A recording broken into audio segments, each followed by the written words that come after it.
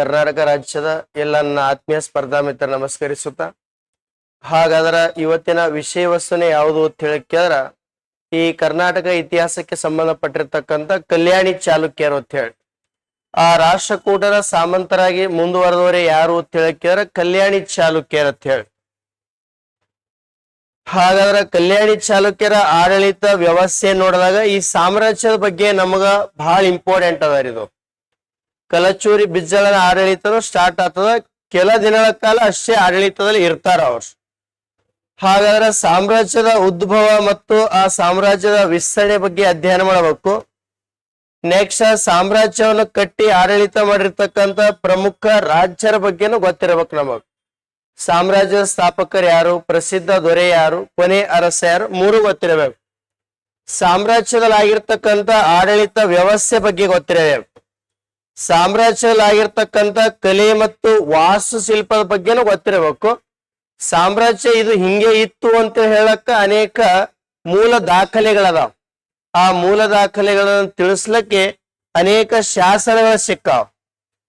ಒಂದು ಸಾಮ್ರಾಜ್ಯ ಅದ ಅಂತ ಹೇಳಿ ನಾವು ಆ ಸಾಮ್ರಾಜ್ಯದ ಬಗ್ಗೆ ಅರ್ಥಕೊಳ್ಳಕ್ಕ ಅನೇಕ ಶಾಸನಗಳದಾವ. ಹಾಗಾದ್ರೆ ಶಾಸನಗಳು ಭಾರತದಲ್ಲಿ ದೊರಕಿರ್ತಕ್ಕಂಥ ಜೀವಂತ ಮಾಹಿತಿಗಳ್ರಿ ಇವೆಲ್ಲ. ಹಾಗಾದ್ರೆ ಕಲ್ಯಾಣಿ ಚಾಲುಕ್ಯರು ಯಾರಿ ಸಾಮಂತರಾಗಿ ತಮ್ಮ ಸಾಮ್ರಾಜ್ಯವನ್ನು ಸ್ಥಾಪನೆ ಮಾಡಿದ್ರು ಅಂತ ಹೇಳಿ ಕೇಳ್ತಾರ. ಇವರು ಮೊದಲ ರಾಷ್ಟ್ರಕೂಟರ ಸಾಮಂತರಾಗಿ ಆಡಳಿತ ಮಾಡ್ತಾರ. ಹಾಗಾದ್ರೆ ಯಾರ ಆಸ್ಥಾನದಲ್ಲಿ ಒಂದಿಷ್ಟು ದಿನಗಳ ಕಾಲ ಉಳಿದುಕೊಂಡು ಸೇವೆಯನ್ನು ಸಲ್ಲಿಸ್ತಾರ ಅಂತ ಹೇಳಿ ಕೇಳ ಇವರು ರಾಷ್ಟ್ರಕೂಟರಿ ಸಾಮಂತರಾಗಿರ್ತಾರ. ಅವರಿಗೆ ಕಪ್ಪು ಕಾಣಿಕೆಯನ್ನು ಸಲ್ಲಿಸುತ್ತಾ ಆಡಳಿತ ಮಾಡ್ತಾರ. ಹಾಗಾದ್ರೆ ನೆಕ್ಸ್ಟ್ ಇವರು ಪ್ರಸಿದ್ಧರಾಗಿ ಹೊರ ಹೊಮ್ತಾರ. ಅವರನ್ನು ನಾವು ಕಲ್ಯಾಣಿ ಚಾಲುಕ್ಯರ್ ಅಂತ ಹೇಳಿ ಕರಿಬೇಕು. ಮತ್ತ ಇವರ ವಿಶಿಷ್ಟತೆ ಅಥವಾ ಇವರ ಪ್ರಮುಖ ಸಾಧನೆ ಏನು ಅಂತ ಹೇಳಿ ಕೇಳ್ತಾರ. ಇವರ ಕಾಲದಲ್ಲಿ ವಚನ ಸಾಹಿತ್ಯ ಅಭಿವೃದ್ಧಿ ಆಯಿತು. ಯಾರ ಕಾಲದಲ್ಲಿ ವಚನ ಸಾಹಿತ್ಯ ಅಭಿವೃದ್ಧಿ ಆಯಿತು ಅಂತ ಹೇಳಿ ಕೇಳ್ತಾರ. ಹಾಗಾದ್ರೆ ವಚನ ಸಾಹಿತ್ಯ ಅಭಿವೃದ್ಧಿ ಆಗಿದ್ದೆ ಯಾರ ಕಾಲದಲ್ಲಿ ಅಂತ ಹೇಳಿ ಕೇಳ ಈ ಕಲ್ಯಾಣಿ ಚಾಲುಕ್ಯರ ಕಾಲಾವಧಿಯಲ್ಲಿ. ಹಾಗಾದ್ರೆ ಕಲ್ಯಾಣಿ ಚಾಲುಕ್ಯರ ಕಾಲ ಭಾರತ ಚರಿತ್ರೆಯಲ್ಲಿ ಗೌರವಿತವಾದ ಸ್ಥಾನಮಾನದಾಗ ಅದ. ಯಾಕೆ ಚರಿತ್ರೆಯಲ್ಲಿ ಗೌರವಿತವಾಗಿರ್ತಕ್ಕಂಥ ಸ್ಥಾನಮಾನ ಅದ ಅಂತ ಹೇಳಿ ಕೇಳಿದ್ರ ಇವರ ಆಡಳಿತ ವ್ಯವಸ್ಥೆಯಲ್ಲಿ ಅನೇಕ ವಚನಗಳ ಅಭಿವೃದ್ಧಿ ಆಗ್ತಾವ. ಆದ ಕಾರಣಕ್ಕಾಗಿ ವಚನ ಸಾಹಿತ್ಯ ಅಭಿವೃದ್ಧಿ ಆಯಿತು. ಒಂದನೇದು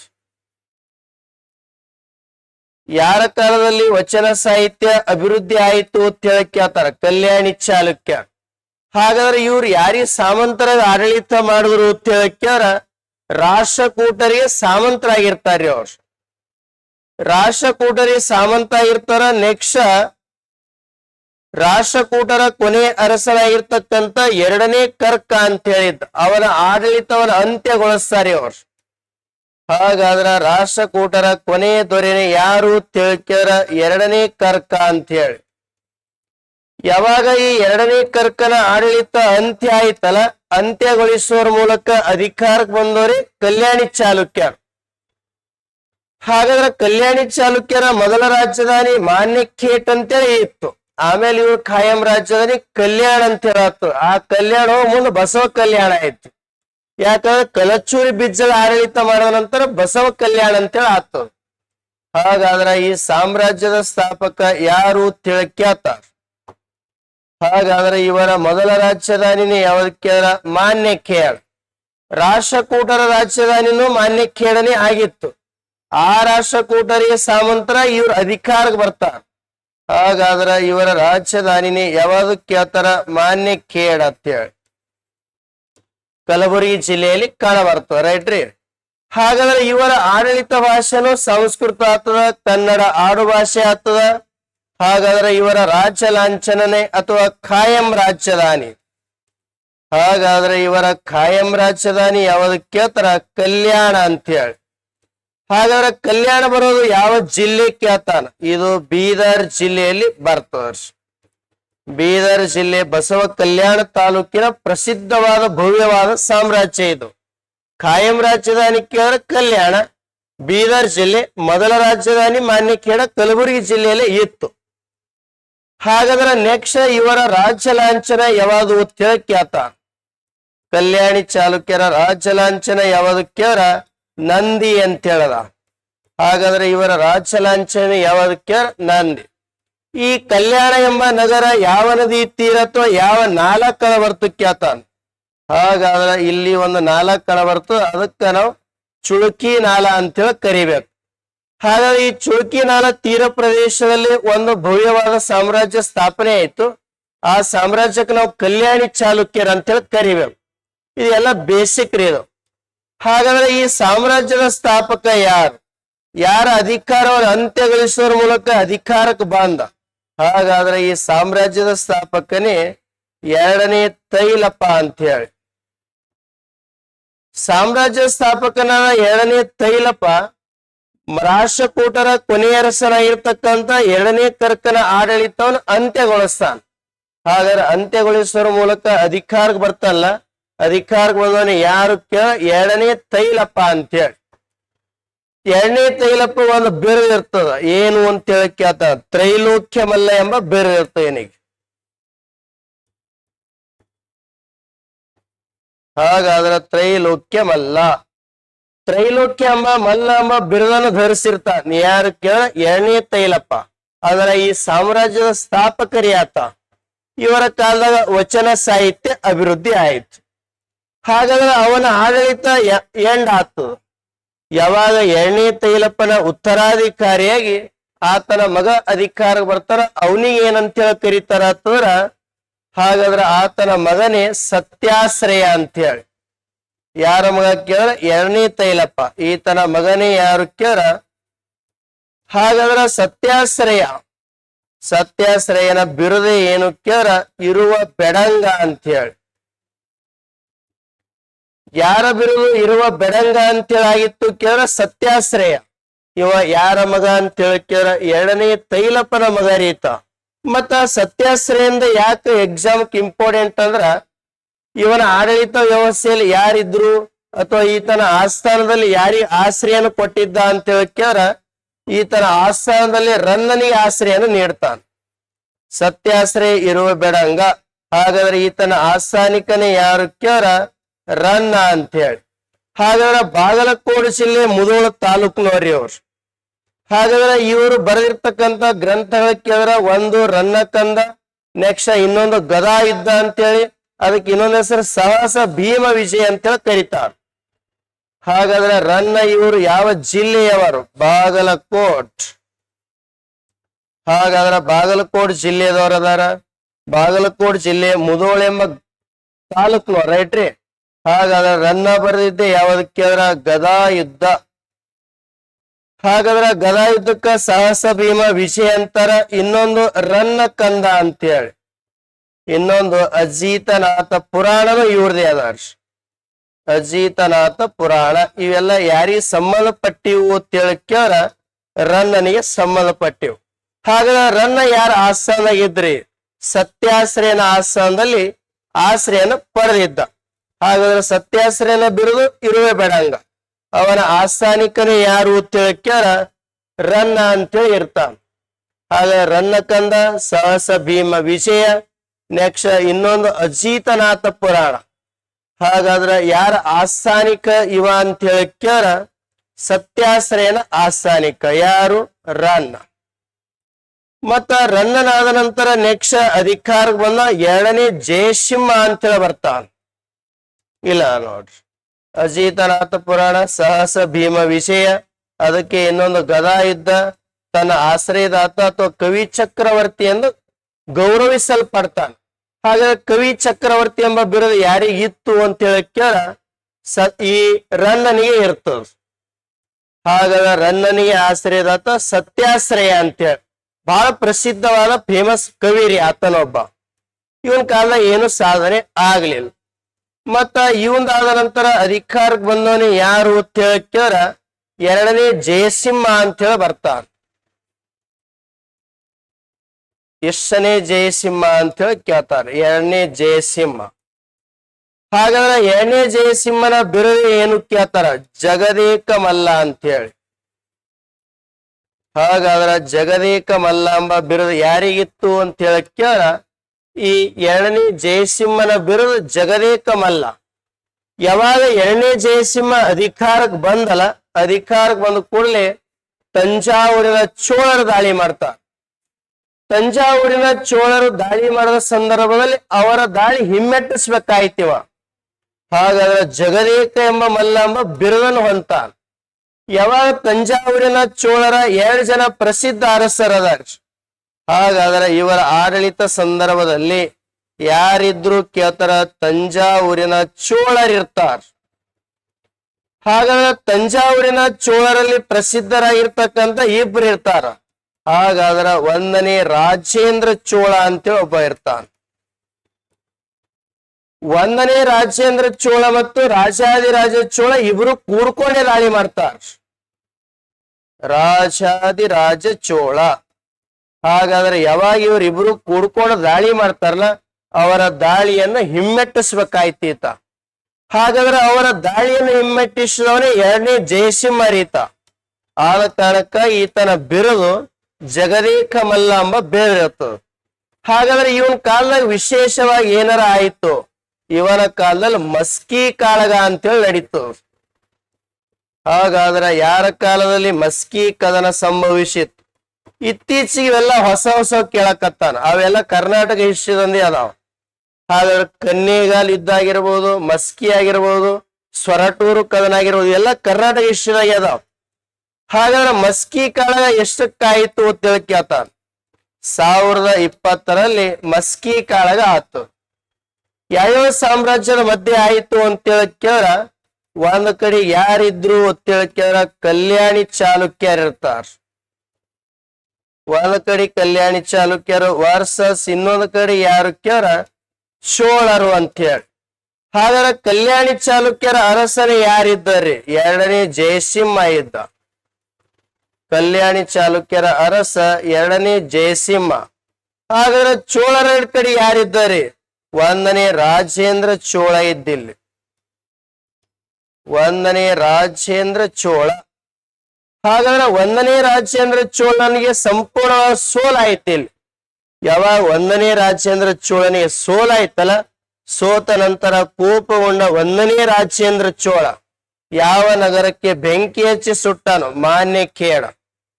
ಈ ಮಾನ್ಯಖೇಡ ಎಂಬ ನಗರ ಅದೇ ಕೋಪದಲ್ಲಿ ಯಾವಾಗ ಈತ ಬೆಂಕಿ ಹಚ್ಚಿ ಸುಟ್ಟನಲ್ಲ, ಇವನ ಉತ್ತರಾಧಿಕಾರಿ ಬಂದರು ಹೊಸ ನಗರವನ್ನು ಸ್ಥಾಪನೆ ಮಾಡಬೇಕಾಯ್ತು. ಹಾಗಾದ್ರೆ ಇವನ ಉತ್ತರಾಧಿಕಾರಿ ಬಂದವನೇ ಯಾರು ಕೇಳ್ರ, 1ನೇ ಸೋಮೇಶ್ವರ ಅಂತ ಹೇಳಿ. ಹಾಗಾದ್ರೆ ಯಾವಾಗ ಈ 1ನೇ ಸೋಮೇಶ್ವರ ಅಧಿಕಾರ ಬರ್ತಾನಲ್ಲ, ಅಧಿಕಾರ ಬಂದ ಕೂಡಲೇ ಹೊಸ ರಾಜಧಾನಿನೇ ನಿರ್ಮಾಣ ಮಾಡಬೇಕಾಯ್ತಿವ. ಯಾಕಂದ್ರೆ ರಾಜಧಾನಿ ಇರ್ಲಿಲ್ಲ. ಯಾರ ಕಾಲದಲ್ಲಿ ಇದು ಬೆಂಕಿ ಅನಾಹುತಿ ಆಗಿತ್ತು ಅಂತ ಹೇಳಕ್ಯಾರ 2ನೇ ಜಯಸಿಂಹ. ಹಾಗಾದ್ರೆ ಈತನ ಆಸ್ಥಾನದಲ್ಲಿ ವಾದಿ ರಾಜ್ಯ ಅಂತೇಳಿ ಇದ್ದ. 2ನೇ ಜಯಸಿಂಹನ ಆಸ್ಥಾನಿಕ ಯಾರು ಕೇಳ, ವಾದಿ ರಾಜ್ಯ. 2 ಕೃತಿಗಳನ್ನು ಬರೀತಾನ ಈತ.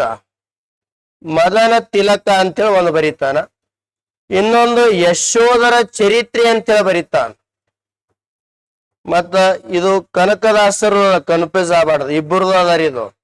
ಹಾಗಾದ್ರೆ ಮದನ ತಿಲಕ, ಇನ್ನೊಂದು ಯಶೋಧರ ಚರಿತ್ರೆ. ವಾದಿರಾಜನಿಗೆ ಆಶ್ರಯದಾತನೇ ಯಾರು ಕೇಳ, 2ನೇ ಜಯಸಿಂಹ. 2ನೇ ಜಯಸಿಂಹನ ಉತ್ತರಾಧಿಕಾರಿ ಬಂದ 1ನೇ ಸೋಮೇಶ್ವರ. ಬಂದ ಕೂಡಲೇ ಹೊಸ ನಗರವನ್ನು ಕಟ್ಟಬೇಕಾಯಿತು. ಅದೇ ನಗರನೇ ಯಾವ್ದು ಕೇಳ್ತಾರ, ಕಲ್ಯಾಣ ಎಂಬ ನಗರವನ್ನು ಸ್ಥಾಪನೆ ಮಾಡ್ತಾನ. ಹಾಗಾದ್ರೆ ಕಲ್ಯಾಣ ಎಂಬ ನಗರ ಸ್ಥಾಪನೆ ಮಾಡಿದ, ಆದ್ರೂ ಕೂಡ ಚೋಳರು ದಾಳಿ ಬೀಳಲಿಲ್ಲ, ಬಿಟ್ಟು ಬಿಡಲಾರದ ದಾಳಿ ಮಾಡಿದಾರೆ. ಹಾಗಾದ್ರೆ 1ನೇ ಸೋಮೇಶ್ವರ ಕಲ್ಯಾಣ ಎಂಬ ನಗರವನ್ನು ಸ್ಥಾಪನೆ ಮಾಡಿ 1048ರಲ್ಲಿ. ಹಾಗಾದ್ರೆ ರಾಜಧಾನಿ ಎಲ್ಲಿಂದೆಲ್ಲಿ ಶಿಫ್ಟ್ ಮಾಡದ ಅಂತೇಳಿ ಕೇಳ್ತ. ಇವ ರಾಜಧಾನಿ ಕಲ್ಯಾಣದಿಂದ ಅಥವಾ ಈ ಮಾನ್ಯಖೇಡದಿಂದ. ಇವರ ಮೊದಲ ರಾಜಧಾನಿ ಮಾನ್ಯಖೇಡವಾಗಿತ್ತು. ಯಾವಾಗ ರಾಜಧಾನಿ ಮಾನ್ಯಖೇಡ ಆಗಿರ್ತಲ್ಲ, ಅದು ಎಲ್ಲಿಗೆ ವರ್ಗಾಯಿಸಿದ್ದ ಅಂತೇಳಿ ಕೇಳ್ತಾರ, ಕಲ್ಯಾಣ ಎಂಬ ನಗರಕ್ಕೆ ವರ್ಗಾಯಿಸ್ತಾನ. ಮತ್ತ ಇವನ್ ಕಾಲ ಬಹಳ ಇಂಪಾರ್ಟೆಂಟ್. ಇನ್ನೊಂದು ಕದನ ನಡೆದವ್ರಿ 1054ರಲ್ಲಿ. ಆ ಕದನಕ್ಕ ನಾವು ಕೊಪ್ಪಂ ಕದನ ಅಂತೇಳಿ ಕರಿತೇವೆ. 1054ರಲ್ಲಿ ಕೊಪ್ಪಂ ಕದನ ಸಂಭವಿಸ್ತದೆ. ಹಾಗಾದ್ರೆ ಈ ಕೊಪ್ಪಂ ಕದನ ಯಾರ ಕಾಲಾವಧಿಯಲ್ಲಿ ಸಂಭವಿಸಿತ್ತು ಅಂತ ಹೇಳಿ ಕೇಳಿದ್ರೆ 1ನೇ ಸೋಮೇಶ್ವರ. 1054ರಲ್ಲಿ ಕೊಪ್ಪಳಂ ಕದನ ಸಂಭವಿಸ್ತಲ್ಲ, ಇದು ಯಾರ್ಯಾರ ಮಧ್ಯೆ ಆಗ್ಯದ ಅಂತ ಹೇಳಿ ಕೇಳಿದ್ರೆ ಒಂದ್ ಕಡೆ ಕಲ್ಯಾಣಿ ಚಾಲುಕ್ಯರ ಆತಾರ. ಹಾಗಾದ್ರ ಇನ್ನೊಂದ್ ಕಡೆ ಯಾರಾಗಿದ್ರು ಅಂತ ಹೇಳಿ ಕೇಳಿದ್ರೆ ಚೋಳರಾಗಿರ್ತಾರ. ಒಂದ್ ಕಡೆ ಕಲ್ಯಾಣಿ ಚಾಲುಕ್ಯರು, ಇನ್ನೊಂದು ಕಡೆ ಚೋಳ. ಹಾಗಾದ್ರೆ ಕಲ್ಯಾಣಿ ಚಾಲುಕ್ಯರ ಅರಸನೇ ಯಾರಿದ್ದಾರೆ? 1ನೇ ಸೋಮೇಶ್ವರನೇ ಇದ್ದ. ಹಾಗಾದ್ರ 1ನೇ ಸೋಮೇಶ್ವರ ವರ್ಸಸ್ ಯಾರು ಕೇಳಿದ್ರ ರಾಜಾದಿರಾಜ ಚೋಳ. ರಾಜಾದಿರಾಜ ಚೋಳ. ಯಾವಾಗ ರಾಜಾದಿರಾಜ ಚೋಳ ಮತ್ತ ಸೋಲಾಯ್ತಲ್ಲ, ಸಾಮ್ರಾಜ್ಯದ ಘನತೆ ಉನ್ನತ ಮಟ್ಟಕ್ಕೆ ಹೋಯ್ತು. ಯಾರ ಕಾಲದಲ್ಲಿ ಕೊಪ್ಪಂ ಕದನ ಸಂಭವಿಸಿತ್ತು ಅಂತ ಹೇಳಿ ಕೇಳ್ತಾರ. ಹಾಗಾದ್ರ 1ನೇ ಸೋಮೇಶ್ವರನ ಕಾಲದಲ್ಲಿ ಕೊಪ್ಪಂ ಕದನ ಸಂಭವಿಸಿದ ನಂತರ ಯಾರಿಗೆ ಸೋಲಿಸಲಾಯಿತು ಅಂತ ಹೇಳಕ್ಕೆ ರಾಜಾದಿರಾಜ ಚೋಳನನ್ನು ಸೋಲಿಸಲಾಯಿತು. ಅವಾಗ ತನ್ನ ರಾಜಧಾನಿನೂ ಬೀದರ್ಕ್ ಅಥವಾ ಕಲ್ಯಾಣಕ್ಕೆ ವರ್ಗಾಯಿಸ್ತಾನ್ರಿ. 1ನೇ ಸೋಮೇಶ್ವರ ಕಲ್ಯಾಣ ಎಂಬ ಹೊಸ ನಗರವನ್ನು ಕಟ್ಟಿಸ್ತಾನ, ರಾಜಧಾನಿಯನ್ನು ಮಾಡಿಕೊಳ್ತಾನ. ಇದೇ ಬೀದರ್ ಜಿಲ್ಲೆ ಬಸವ ಕಲ್ಯಾಣ ತಾಲೂಕಿನ ಕಣ ಬರ್ತದೆ. ಹಾಗಾಗಿ ಇವ ಸಾಮ್ರಾಜ್ಯ ಉನ್ನತ ಮಟ್ಟ ತಲುಪಿಸ್ಬೇಕಾದ್ರ ಏನ್ ಮಾಡ್ಬೇಕಾಯ್ತು ಅಂದ್ರ ಚೋಳರನ್ನ ಸಂಪೂರ್ಣವಾಗಿ ಸೋಲಿಸ್ಬೇಕಾಯ್ತು. ಯಾವ ಕದನ ಸೋಲಿಸ ಅಂದ್ರ ಕೊಪ್ಪಂ ಕದನ. ಇದು ಎಕ್ಸಾಮ್ ಬಹಳ ಇಂಪಾರ್ಟೆಂಟ್. ಒಂದು ಕೊಪ್ಪಂ ಕದನ, ಮಸ್ಕಿ ಕಾಳಗ, ಕನ್ನೇಗಾಲ, ಕಲ್ಯಾಣಿ ಚಾಲುಕ್ಯರ ಮನ ಎಕ್ಸಾಮ್ನು ಬಹಳ ಕೇಳ್ಯಾರ ನೋಡ್ರಿ. ಹಾಗಾಗಿ 1ನೇ ಸೋಮೇಶ್ವರ ಕಲ್ಯಾಣ ಎಂಬ ನಗರ ಸ್ಥಾಪನೆ ಮಾಡ್ತಾನ. 1048ರಲ್ಲಿ ಮಾನ್ಯಖೇಡದಿಂದ ಕಲ್ಯಾಣಕ್ಕೆ ವರ್ಗಾಯಿಸ್ತಾನ. 1054ರಲ್ಲಿ ಕೊಪ್ಪಂ ಕದನ ಸಂಭವಿಸಿತು. 1ನೇ ಸೋಮೇಶ್ವರ ಮತ್ತು ರಾಜಾದಿರಾಜ ಚೋಳ. ಹಾಗಾದ್ರೆ ಇವ್ರ ಮಧ್ಯೆ ಸಂಭವಿಸಿದ ನಂತರ ಇಲ್ಲಿ ಯಾರಿಗೆ ಸೋಲಾಯ್ತ್ರಿ? ರಾಜಾದಿರಾಜ ಚೋಳನಿಗೆ ಸೋಲಾಯ್ತು. ಅವ ಸೋಲನ್ನ ಅನುಭವಿಸ. ಹಾಗಾದ್ರೆ ಅನುಭವಿಸಿ ಇದೇ ಆದ ನಂತರ ನೆಕ್ಸ್ಟ್ ಆತನ ಆಡಳಿತ ಎಂಡ್ ಆಯಿತು. 1ನೇ ಸೋಮೇಶ್ವರ. ಮತ್ತ 1ನೇ ಸೋಮೇಶ್ವರನ ಆಡಳಿತ ಅಂತ್ಯವಾದ ಕೂಡಲೇ ಅಧಿಕಾರಕ್ಕೆ ಬಂದವರು ಯಾರು ಕೇಳ್ತಾರ? ಪ್ರಸಿದ್ಧ ಅರಸನಾಗಿರ್ತಕ್ಕಂಥ 6ನೇ ವಿಕ್ರಮಾದಿತ್ಯ ಅಂತೇಳಿ ಅಧಿಕಾರಕ್ಕೆ ಬರ್ತಾನ. ಕಲ್ಯಾಣಿ ಚಾಲುಕ್ಯರ ಪ್ರಸಿದ್ಧ ದೊರೆಯವ. ಹಾಗಾದ್ರ ಪ್ರಸಿದ್ಧ ಅನಿಸಿಕೊಂಡವನೇ ಯಾರು ಅಂತ ಹೇಳ್ಕ್ಯಾರ? 6ನೇ ವಿಕ್ರಮಾದಿತ್ಯ ಅಂತ ಹೇಳಿ. 6ನೇ ವಿಕ್ರಮಾದಿತ್ಯ ಒಬ್ಬ ಸ್ವಂತ ಪಂಡಿತನು ಹೌದು. ಅವನ ಕಾಲದಲ್ಲಿ ಅನೇಕ ಸಾಹಿತ್ಯನ ಬೆಳವಣಿಗೆ ಆಯಿತು. ಯಾರ ನಂತರ ಅಧಿಕಾರಕ್ಕೆ ಬಂದ? 1ನೇ ಸೋಮೇಶ್ವರ. ಇವನ ರಾಜಧಾನಿ ಕಲ್ಯಾಣ ನಗರನೇ ಆಗಿತ್ತು. ಹಾಗಾದ್ರೆ ಈತನ ದಂಡನಾಯಕ ಯಾರು ಅಂತೇಳಿ? ಮಹಾದೇವ ಅಂತೇಳಿ. ಈತನಿಗೆ ಧರ್ಮ ಪತ್ನಿ ಇದ್ದು. ಈತ ಒಬ್ಬ ಪ್ರಸಿದ್ಧ ದೊರೆ ರೀ. ಸಾಮ್ರಾಜ್ಯದ ಎಂತ ದೊರೆ ಅಂತ ಹೇಳಿ ಕೇಳ್ತಾರ? ಪ್ರಸಿದ್ಧ ದೊರೆ. ಮತ್ತ ಎಕ್ಸಾಮ್ಗೆ ಏನ್ ಕೇಳ್ತಾರ್ರಿ? ಇವ ಅಧಿಕಾರಕ್ಕೆ ಬಂದ ಅವಧಿಯನ್ನು 1076ಕ್ಕ ಒಂದು ಶಕೆಯನ್ನು ಪ್ರಾರಂಭಿಸ್ತಾನ. ಅದಕ್ಕ ವಿಕ್ರಮ ಶಕೆ ಅಂತ ಹೇಳಿ ಕರಿಬೇಕು. 1076ರಲ್ಲಿ ಅಧಿಕಾರಕ್ಕೆ ಬರುವ ಸಂದರ್ಭದಲ್ಲಿ ಯಾವ ಶಕೆಯನ್ನು ಪ್ರಾರಂಭಿಸಿದ? ವಿಕ್ರಮ ಶಕೆಯನ್ನು ಪ್ರಾರಂಭಿಸ್ತಾನ. ಹಾಗಾದ್ರೆ ಈತನ ಆಡಳಿತ ಅವಧಿನ ನಾವು ವಿಕ್ರಮ ಶಕೆ ಅಂತ ಹೇಳಿ ಕರಿಬೇಕು. ಅದರ ಅವಧಿ ಕೇಳ್ತಾನ 1076. ಹಾಗಾದ್ರೆ ಈತನ ಧರ್ಮ ಪತ್ನಿ ಇದ್ದಳು ಒಬ್ಬಳು. ಹಾಗಾದ್ರ ಧರ್ಮ ಪತ್ನಿ ಅವಳಿಗೆ ಒಂದು ಬಿರುದಿತ್ತು. ಏನು ಅಂತ ಹೇಳ್ಕ್ಯಾರ? ವಿದ್ಯಾ ಸರಸ್ವತಿ ಎಂಬ ಬಿರುದು ಇರ್ತದ. ಹಾಗಾದ್ರೆ ಅವಳು ಏನು ವೃತ್ತಿಯಲ್ಲಿ ನಾಟ್ಯಗಾರತಿ ಆಗಿರ್ತಾಳ. ನೃತ್ಯ ವಿದ್ಯಾಧರೆ ಅಂತಾರ, ಅಭಿನವ ಸರಸ್ವತಿ ಅಂತಾರ. ಇವನ ರಾಣಿನೇ ಯಾರು ಕೇಳ? ಚಂದ್ರಲೇಖ ಅಂತ ಹೇಳಿ. ಹಾಗಾದ್ರೆ ಚಂದ್ರಲೇಖ ಏನು ಅಂತ ಹೇಳಕ್ಕೆ ನೃತ್ಯಗಾರತಿ. ಎಲ್ಲಾ ಸಾಮ್ರಾಜ್ಯ ನೃತ್ಯಗಾರತಿಯರು ಗೊತ್ತಿರಬೇಕು. ಹಾಗಾದ್ರೆ ಒಂದಿಷ್ಟು ಸಾಮ್ರಾಜ್ಯದಲ್ಲಿ ನೃತ್ಯಗಾರತಿಗಳದ. ಬಾದಾಮಿ ಚಾಲುಕ್ಯರ ನೃತ್ಯಗಾರತಿ ಅಚ್ಚಾಲೆ ಅಂತೇಳಿ ಬರ್ತಾರ. ಹಾಗಾದ್ರೆ ಕಲ್ಯಾಣಿ ಚಾಲುಕ್ಯರ ಆಸ್ಥಾನ ನೃತ್ಯಗಾರತಿನಿ ಯಾರು ಕೇಳ? ಚಂದ್ರಲೇಖ. ಮುಂದೆ ಹೊಯ್ಸಳರ ಕಾಲದ ನೃತ್ಯಗಾರತಿ ಯಾರು ಕೇಳ? ನಾಟ್ಯ ರಾಣಿ ಶಾಂತಲೆ ಅಂತೇಳಿ ಬರ್ತಾರ. ವಿಜಯನಗರ ಸಾಮ್ರಾಜ್ಯದ ಅಂತ್ಯ ಆದ ಕೂಡ ಇನ್ನೊಬ್ಬರು ನಾಟ್ಯ ರಾಣಿ ಇರ್ತಾಳ, ರಂಭಾ ಅಂತೇಳಿ. ಅವಳ ಕಂಡು ಬರೋದು ಬಿಜಾಪುರದ ಆದಿಲ್ ಶಾಹಿಗಳು. ಯಾರ್ಯಾರ ಆಸ್ಥಾನ ಯಾರ್ಯಾರ ನೃತ್ಯಗಾರತಿದ್ರು ಅದನ್ನ ಎಕ್ಸಾಮ್ ಕೇಳಕತ್ತಾರ. ಹಾಗಾದ್ರೆ ಇವಳ ಬಿರುದೆ ಏನು ಕೇಳ, ಒಂದು ನೃತ್ಯ ವಿದ್ಯಾಧರೆ, ಇನ್ನೊಂದು ಅಭಿನಯ ಸರಸ್ವತಿ ಎಂಬ ಬಿರುದನ್ನು ಧರಿಸಿರ್ತಾಳ. ಯಾರಪ್ಪ ಧರ್ಮ ಪತ್ನಿ ಅಂತ ಹೇಳಕ್ಕೆ, 6ನೇ ವಿಕ್ರಮಾದಿತ್ಯ.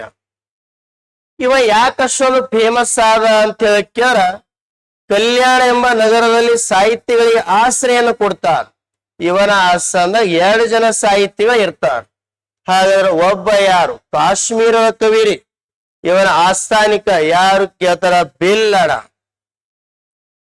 ಹಾಗಾದ್ರೆ ಕಲ್ಲಡನ ಸಹೋದರನಾಗಿರ್ತಕ್ಕಂಥ ಆ ಬಿಲ್ಲಡ ಯಾರ ಆಸ್ಥಾನದಲ್ಲಿ ಇದ್ದ ಅಂತ ಹೇಳಕ್ಕೆ 6ನೇ ವಿಕ್ರಮಾದಿತ್ಯ. ಈತ ಬರದ ಕೃತಿನೇ ಯಾವಾಗ ಕೇಳ್ತಾರ, ವಿಕ್ರಮಾಂಕ. ಹಾಗಾದ್ರ ವಿಕ್ರಮಾಂಕ ದೇವಚರಿತೆ. ಹಾಗಾದ್ರೆ ವಿಕ್ರಮಾಂಕ ದೇವಚರಿತೆ ಎಂಬ ಕೃತಿಯನ್ನು ಬರೀತಾನ. ಹಾಗಾದ್ರೆ ಇನ್ನೊಬ್ಬ ಕವಿ ಇದ್ದ, ಇವನ ಆಸ್ಥಾನಿಕ, ಅವರೇ ಯಾರು ಕೇಳ, ವಿಜ್ಞಾನೇಶ್ವರ ಅಂತ ಹೇಳಿ. ಹಾಗಾದ್ರೆ ವಿಜ್ಞಾನೇಶ್ವರ ಏನು ಬರದ, ಇವ್ರು ಕಾನೂನಿನ ಪುಸ್ತಕವನ್ನೇ ಬರೀತಾರ. ಕಲಬುರಗಿ ಜಿಲ್ಲೆ ಮರುತೂರು ಗ್ರಾಮದವ್ರಿ ಅವ್ರು.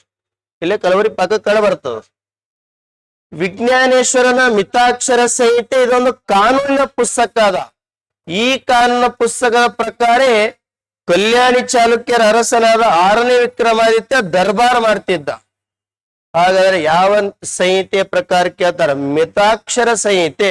ಇದೊಂದು ಎಂತ ಪುಸ್ತಕ ರೀ, ಕಾನೂನಿನ ಪುಸ್ತಕ ಅದ, ಕಲಬುರಗಿ ಜಿಲ್ಲೆಯವರು. ಮತ್ತ ಈ ತರ ಸಾಮ್ರಾಜ್ಯದ ಕುರಿತು ವರ್ಣನೆ ಮಾಡ್ತಾನ. ಇಂಥ ಸಾಮ್ರಾಜ್ಯ ಕಣ್ಣಾರೆ ಕಂಡಿಲ್ಲ ಅಂತೇಳಿ ವರ್ಣನೆ ಮಾಡ್ದ. ಹಾಗಾದ್ರೆ ಹಂಗ ವರ್ಣಿಸಿದವ್ರು ಯಾರು ಕೇಳ್ತಾರ. ಹಾಗಾದ್ರೆ ಇವನ ಆಸ್ಥಾನಿಕನಾಗಿರ್ತಕ್ಕಂಥ ಯಾರು ತಿಳ್ಕ್ಯಾರ, ವಿಜ್ಞಾನೇಶ್ವರ. ಕಲ್ಯಾಣದಂತ ನಗರ ಕಂಡಿಲ್ಲ, ಅಥವಾ ನಗರ ಹಿಂದಿರ್ಲಿಲ್ಲ, ಮುಂದೂ ಕೂಡ ಇರಲಾರದು ಅಂತೇಳಿ ಹೇಳ್ಯಾನ. ಹಾಗಾದ್ರೆ ವಿಕ್ರಮಾದಿತ್ಯ ಅಂತಂದ್ರೆ ಕಂಡಿಲ್ಲ, ಕೇಳಿಲ್ಲ ಅಂತೇಳಿ ವರ್ಣನೆ ಮಾಡ್ಯಾನ್ರಿ. ಇಂಥ ಎಕ್ಸಾಮ್ ಕೇಳಿದ್ರೆ ಗೋರ್ಮೆಂಟ್ ಪುಸ್ತಕನಂದೇ ಇರ್ತಾವ. ಹುಚ್ಚಾಗಿ ಓಡಾಡೋದು ಯಾವ ಪುಸ್ತಕನಾಗ ಅವ ಅಂತ ಹೇಳಿ. ಎಲ್ಲ ಗೋರ್ಮೆಂಟ್ನಾಗ ಅದಾವ್ರಿ. ಕಲ್ಯಾಣದಂತ ನಗರ ಹಿಂದಿರಲಿಲ್ಲ, ಮುಂದೂ ಕೂಡ ಇರಲಾರದು ಅಂತೇಳಿ ಹೇಳ್ದ. ವಿಕ್ರಮಾದಿತ್ಯನಂತ ದೊರೆ ಕಣ್ಣು ಕಂಡಿಲ್ಲ, ಕಿವಿ ಕೇಳಿಲ್ಲ. ಇದು ಅಬ್ದುಲ್ ರಜಾಕ್ ಒಬ್ನೇ ಹೇಳ್ಯಾನಂತೇಳಿ ಅಂತಾರ. ಅಬ್ದುಲ್ ರಜಾಕ್ ವರ್ಣನೆ ಮಾಡಿದ್ದು ವಿಜಯನಗರ ಸಾಮ್ರಾಜ್ಯ. ವಿಜಯನಗರ ಸಾಮ್ರಾಜ್ಯದ 2ನೇ ದೇವರಾಯನ ಸಾಮ್ರಾಜ್ಯದ ವೈಭವನ ಕಂಡು ಅವ ವರ್ಣನೆ ಮಾಡ್ದ. ಅವ ಪರ್ಷಿಯಾ ದೇಶದ ರಾಯಭಾರಿಯವ, ಇಲ್ಲಿಂದ ಬಂದರಂಬಂದು ಗೊತ್ತಿರಬೇಕು. ಹಾಗಾದ್ರೆ ಕಲ್ಯಾಣದಂತ ನಗರಕ್ಕೆ ವರ್ಣನೆ ಮಾಡಿದವ ಯಾರು ಕೇಳ, ವಿಜ್ಞಾನೇಶ್ವರ. ಕಲಬುರಗಿ ಜಿಲ್ಲೆ ಮರುತೂರು ಗ್ರಾಮದವರು. ಅವರ ಬರದ ಕಾನೂನಿನ ಪುಸ್ತಕಕ್ಕೆ ನಾವು ಮಿತಾಕ್ಷರ ಸಂಹಿತೆ ಅನ್ನಬೇಕು. ಇದು ಎಲ್ಲ ಬೇಸಿಕ್ ಅದ. ಯಾರ್ದು, 6ನೇ ವಿಕ್ರಮಾದಿತ್ಯ. ಮತ್ತ 6ನೇ ವಿಕ್ರಮಾದಿತ್ಯನ ಕಾಲ ಮತ್ತೇನ ಸಾಧನೆ ಆಯ್ತ್ರಿ. ಹಾಗಾದ್ರೆ ಈತನಿಗೆ ಒಬ್ಬ ದಂಡನಾಯಕ ಇದ್ದ. ದಂಡನಾಯಕನೇ ಯಾರು ಕೇಳ, ಮಹಾದೇವ. ಈ ಮಹಾದೇವನ ಸಾಧನೆಯನ್ನು ಕಂಡು ಇವನಿಗೆ ಒಂದು ಬಿರುದು ಕೊಡ್ತಾನ. ಹಾಗಾದ್ರೆ ಯಾವ ವರ್ತಿ ಅಂತೇಳಿ, ಚಕ್ರವರ್ತಿ.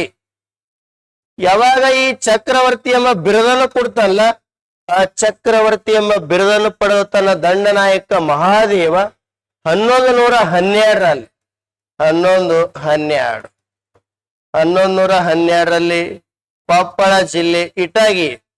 ಈ ಕೊಪ್ಪಳ ಜಿಲ್ಲೆ ಇಟಗಿಯಲ್ಲಿ ಮಹಾದೇವ ದೇವಾಲಯವನ್ನು ಕಟ್ಟಿಸ್ಯಾರ. ಮಹಾದೇವ ದೇವಾಲಯ. ಈ ಮಹಾದೇವ ದೇವಾಲಯಕ್ಕೆ ದೇವಾಲಯಗಳ ಚಕ್ರವರ್ತಿ ಅಂತಾರ. ಇದು ಬಹಳ ಇಂಪಾರ್ಟೆಂಟ್. ಯಾವ ದೇವಾಲಯಕ್ಕೆ ದೇವಾಲಯಗಳ ಚಕ್ರವರ್ತಿ ಎಂದು ಕರೆಯಲಾಯಿತು? ಮಹಾದೇವ ದೇವಾಲಯ, ಕೊಪ್ಪಳ ಜಿಲ್ಲೆ ಇಟಗಿ, 1112ರಲ್ಲಿ ಕಟ್ಟಿಸಲಾಯಿತು.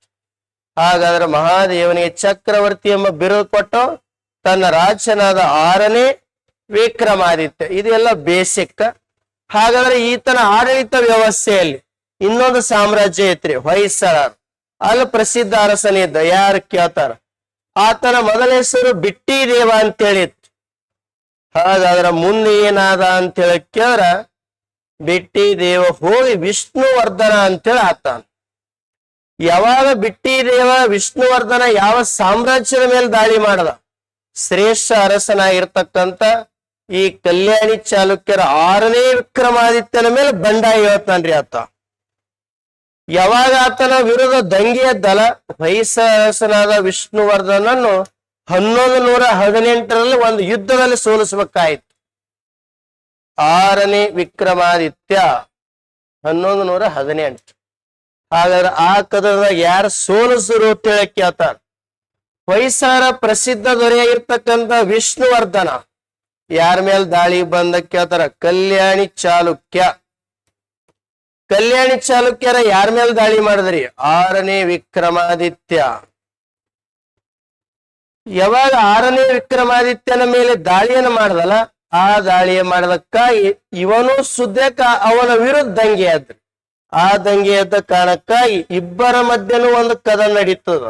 ಅದಕ್ಕ ನಾವು ಕನ್ನೇಗಾಲ್ ಕದನ ಅಂತ ಹೇಳಿ ಕರೀತಾರ. ಹಾಗಾದ್ರೆ ಯಾರ ಕಾಲದಲ್ಲಿ ಕನ್ನೇಗಾಲ್ ಕದನ ನಡೆಯಿತು ಅಂತ ಹೇಳಿ ಕೇಳ್ತಾರ. 6ನೇ ವಿಕ್ರಮಾದಿತ್ಯನ ಕಾಲದಾಗ ಕನ್ನೇಗಾಲ ಕದನ ನಡೀತದ. ಆ ಕದನದಾಗ ಯಾರಿಗೆ ಸೋಲಾಯ್ತು ಅಂತ ಹೇಳಿ ಕೇಳ 6ನೇ ವಿಕ್ರಮಾದಿತ್ಯ ಯಾರಿಗೆ ಸೋಲಿಸಾದ್ರೆ ವಿಷ್ಣುವರ್ಧನಿಗೆ ಸೋಲಿಸ್ತಾನ. ಚಾಲುಕ್ಯರ ಮತ್ತು ಹೊಯ್ಸಳರ ಮಧ್ಯೆ 1118ರಲ್ಲಿ ಕನ್ನೇಗಾಲ್ ಯುದ್ಧ. ಹಾಗಾದ್ರೆ ಕನ್ನೇಗಾಲ್ ಯುದ್ಧ ಯಾರ್ಯಾರ ಮಧ್ಯೆ ಸಂಭವಿಸ್ಯಾದ್ರಿ? ಎಲ್ಲ ಗುರುನ ಬುಕ್ನಾಗ ಅದಾವ. ಹಾಗಾದ್ರ ಒಂದು ಕಡೆಗೆ ಹೊಯ್ಸಳರ ಅರಸನಾದ ವಿಷ್ಣುವರ್ಧನ ಆಗಿದ್ದ, ಇನ್ನೊಂದು ಕಡೆಗೆ 6ನೇ ವಿಕ್ರಮಾದಿತ್ಯನಾಗಿದ್ದ. ಯಾವಾಗ 6ನೇ ವಿಕ್ರಮಾದಿತ್ಯನೇ ಇಲ್ಲಿ ಜಯ ಆಯ್ತಲ್ಲ, ಆ ಜಯವನ್ನ ಸಾಧಿಸಿದ 6ನೇ ವಿಕ್ರಮಾದಿತ್ಯ ಬಹಳ ಸಂತೋಷದಿಂದ ತನ್ನ ಸಾಮ್ರಾಜ್ಯಕ್ಕೆ ಮರಳದ. ಅವ ಹೊಯ್ಸಳ ಅರಸನಾದ ವಿಷ್ಣುವರ್ಧನ ಈತ ಮರಣ ಹೊಂದುವರೆಗೆ ಸಾಮ್ರಾಜ್ಯದ ಮೇಲೆ ಕಣ್ಣೆತ್ ನೋಡ್ಲಕ್ನು ಭಯ ಪಡ್ತಿದ್ರಿ. ಆ ಅಂಜ್ ಸಾಯ್ತಿದ್ದ. ಯಾಕಂದ್ರೆ ಒಂದ್ಸಲ ಬಿದ್ದಿವಲ್ಲ ಲತ್ತಿ, ಆದ ಕಾರಣಕ್ಕೆ ಅಂಜ್ ಹೆದರಾಕತ್ತ.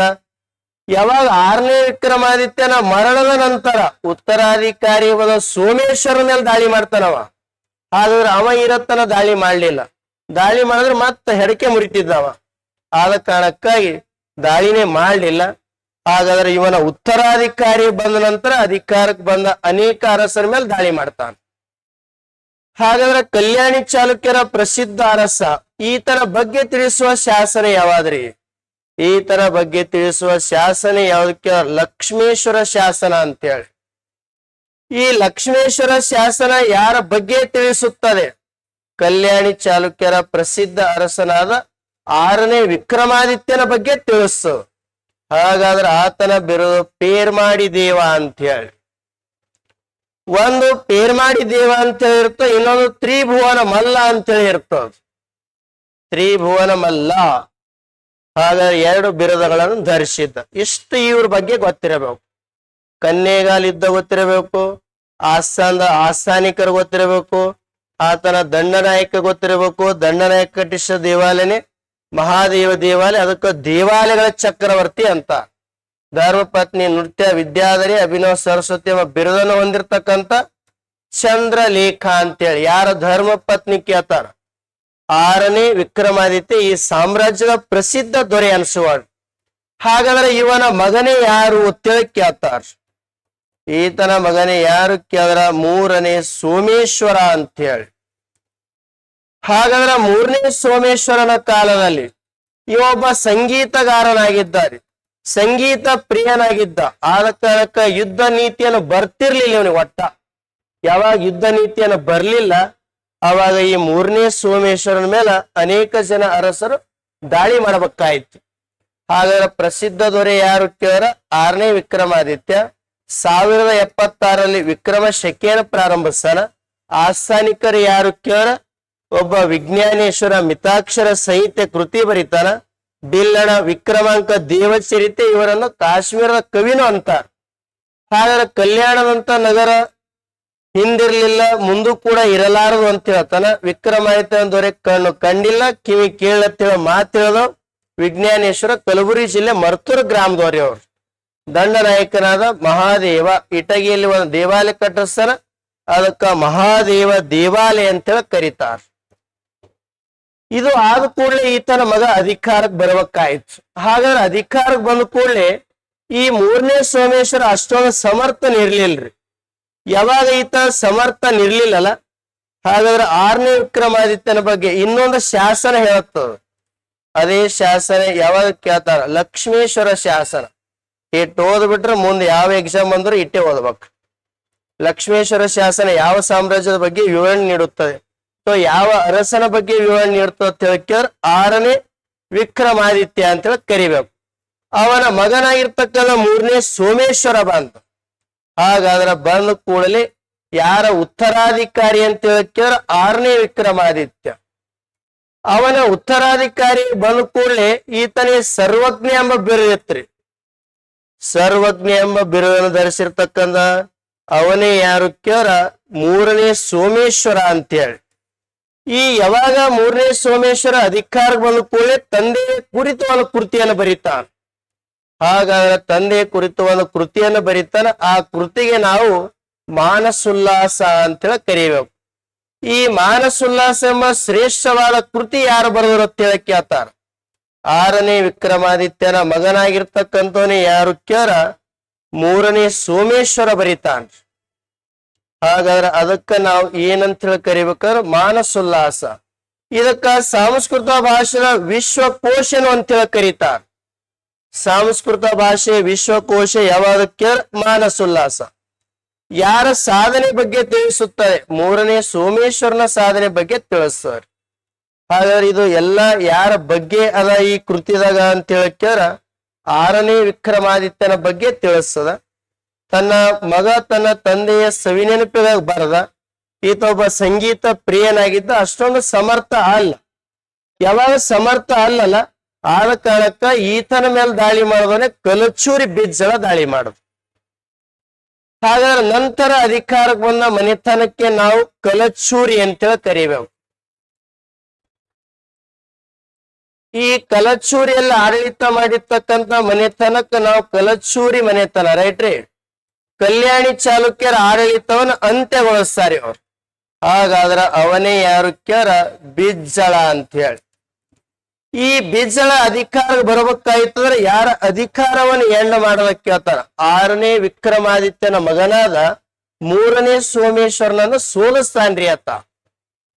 ಹಾಗಾದ್ರೆ ಸರ್ವಜ್ಞ ಎಂಬ ಬಿರುದನ್ನು ಹೊಂದಿದ್ದಾವ, ಆದ್ರೆ ಸಂಗೀತ ಪ್ರಿಯನಾಗಿದ್ದ, ಸಮರ್ಥ ಅಲ್ಲವ. ಆದ ಕಾರಣಕ್ಕ ಈ ಬಿಜ್ಜಳ ಅಧಿಕಾರಕ್ಕೆ ಬರುವ ಮುಂಚಿತವಾಗಿ ಮೂರನೇ ಸೋಮೇಶ್ವರನನ್ನು ಸೋಲಿಸ್ಬಿಟ್ಟು. ಯಾವಾಗ ಮೂರನೇ ಸೋಮೇಶ್ವರನ ಸೋಲಾಯ್ತಲ್ಲ, ಸೋತ ನಂತರ ಕಲ್ಯಾಣದಲ್ಲಿ ಯಾರ ಆಳ್ವಿಕೆ ಅಂತ ಹೇಳಿ ಕೇಳ್ತಾರ? ಕಲಚೋರಿ. ಅರಸ ಯಾರು ಕೇಳ? ಬಿಜ್ಜಳ ಅಂತ ಹೇಳಿ. ಬಿಜ್ಜಳನ ಆಸ್ಥಾನ ಮೊದಲ ಪ್ರಧಾನ ಮಂತ್ರಿ ಆದವ್ರೆ ಯಾರು ಕೇಳ? ಬಸವಣ್ಣನ ಹೆಸರು ಹಾಕಬಾರ್ದು. ಹಾಗಾದ್ರೆ ಇವರ ಆಸ್ಥಾನ ಮೊದಲು ಯಾರು PM ಇದ್ರು ಅಂತ ಹೇಳಕ್ಯಾರ? ಇಲ್ಲಿ ಸಿದ್ಧರಸ ಅಂತೇಳಿ ಇರ್ತಾನ. ಯಾವಾಗ ಸಿದ್ಧರಸ ಮರಣ ಹೊಂತಲ್ಲ, ಅವಾಗ ಪ್ರಧಾನ ಮಂತ್ರಿ ಆದವ್ರು ಬಸವಣ್ಣನವರು. ಹಾಗಾದ್ರೆ ಸಿದ್ಧರಸನ ಮರಣ ನಂತರ ಪ್ರಧಾನ ಮಂತ್ರಿ ಆದವ್ರೆ ಯಾರು ಕೇಳಿದ್ರೆ ಬಸವಣ್ಣ. ಹಾಗಾದ್ರೆ ಬಸವಣ್ಣನವರು ಯಾರ ಆಸ್ಥಾನದಲ್ಲಿ ಪ್ರಧಾನ ಮಂತ್ರಿ ಅಥವಾ ಭಂಡಾರಿ ಎಂಬ ಹುದ್ದೆಗೆ ನೇಮಕ ಆಗಿದ್ರು ಅಂತ ಹೇಳಕ್ಯಾರ? ಬಿಜ್ಜಳನ ಆಸ್ಥಾನದಲ್ಲಿ ಬಸವಣ್ಣನವರು ಭಂಡಾರಿ ಆತಾರ. ಹಾಗಾದ್ರೆ ಮೊದಲಿಗೆ ಯಾವ ಹುದ್ದೆಗೆ ನೇಮಕ ಆಗಿದ್ರು ಇವ್ರು ಅಂತ ಹೇಳಿ ಕೇಳ್ತಾರ? ಕರ್ಣಿಕ ಎಂಬ ಹುದ್ದೆಗೆ ನೇಮಕ ಆಗ್ತಾರ ಇವ್ರು ಫಸ್ಟಿಗೆ. ಹಾಗಾದ್ರೆ ಕರ್ಣಿಕ ಅಂದ್ರೆ ಏನು? ಸಾಮ್ರಾಜ್ಯದ ಲೆಕ್ಕಪತ್ರಗಳನ್ನು ಬರೆದಿಡೋರಿಗೆ ಕರ್ಣಿಕ ಅಂತೇಳಿ ಕರೀತಾರ. ಮೊದಲು ಎಲ್ಲಾ ಲೆಕ್ಕಪತ್ರನೇ ಬಸವಣ್ಣವ್ರ ಕೈದಾಗೆ ಇತ್ತು. ಹಾಗಾದ್ರೆ ಬಸವಣ್ಣನವರು ಮೊದಲು ಕರ್ಣಿಕರಾಗಿ ಸೇವೆ ಸಲ್ಲಿಸ್ತಾರ. ಸಿದ್ಧರಸನ ಮರಣ ನಂತರ ಅಧಿಕಾರಕ್ಕೆ ಬಂದವರು ಬಸವಣ್ಣನವರು ಪ್ರಧಾನಮಂತ್ರಿ ಆಗ್ತಾರ.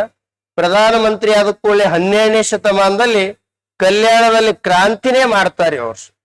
ಹಾಗಾದ್ರೆ ಯಾವ ಸಾಹಿತ್ಯ ಬೆಳೀತು ಇವ್ರ ಕಾಲದಾಗ ಅಂತ ಹೇಳಕ್ಯಾರ? ವಚನ ಸಾಹಿತ್ಯ ಬಹಳ ಡೆವಲಪ್ ಆಯ್ತ್ರಿ ಇವ್ರ ಕಾಲದಾಗ. ಹಾಗಾದ್ರೆ ವಚನ ಸಾಹಿತ್ಯ ಯಾಕೆ ಬೆಳವಣಿಗೆ ಆಯ್ತು ಅಂತ ಹೇಳಕ್ಯಾರ?